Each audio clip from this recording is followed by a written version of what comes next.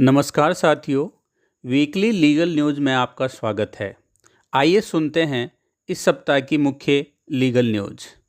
एक महत्वपूर्ण फैसले में राजस्थान हाई कोर्ट ने यह स्पष्ट किया है कि राज्य के भ्रष्टाचार निरोधक ब्यूरो को भ्रष्टाचार निवारण अधिनियम के तहत केंद्र सरकार के कर्मचारियों के खिलाफ आपराधिक मामले दर्ज करने, जांच करने और आरोप पत्र दायर करने का अधिकार है, यदि अपराध राज्य की क्षेत्रीय सीमाओं के भीतर किया गया हो।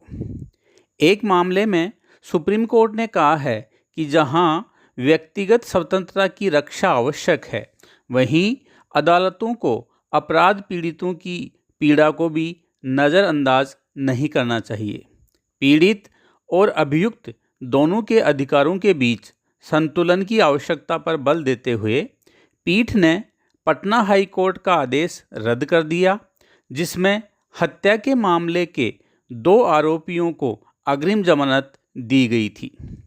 भारत के सुप्रीम कोर्ट ने एक महत्वपूर्ण फैसले में प्रक्रियात्मक औचित्य को दोहराया है कि हाई कोर्ट को याचिकाकर्ताओं को अग्रिम जमानत के लिए पहले सत्र न्यायालय जाने के वैकल्पिक और समवर्ती उपाय का उपयोग करने के लिए प्रोत्साहित करना चाहिए।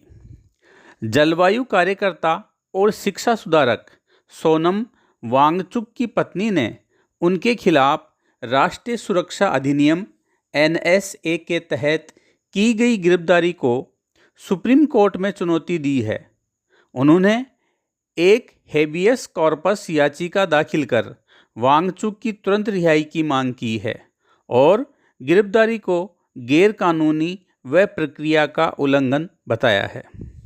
दिल्ली हाई कोर्ट ने एक महत्वपूर्ण फैसले में कहा है कि वरिष्ठ नागरिक भरण पोषण और कल्याण अधिनियम 2007 के तहत किसी दान विलेख अर्थात गिफ्ट डीड को रद्द कराने के लिए यह आवश्यक नहीं है कि दस्तावेज में देखभाल और बुनियादी सुविधाएं प्रदान करने की कोई स्पष्ट शर्त लिखी हो। न्यायालय ने यह स्पष्ट किया कि ऐसी शर्त लेन देन की प्रकृति से निहित मानी जा सकती है, खासकर जब संपत्ति प्रेम और स्नेह के कारण उपहार में दी गई हो। पीठ ने एक बहू द्वारा अपनी 88 वर्षीय सास के पक्ष में निष्पादित गिफ्ट डीड को रद्द करने को चुनौती देने वाली अपील को खारिज कर दिया। आज के लिए इतना ही। फिर मिलते हैं नई वीकली लीगल न्यूज़ के साथ। धन्यवाद।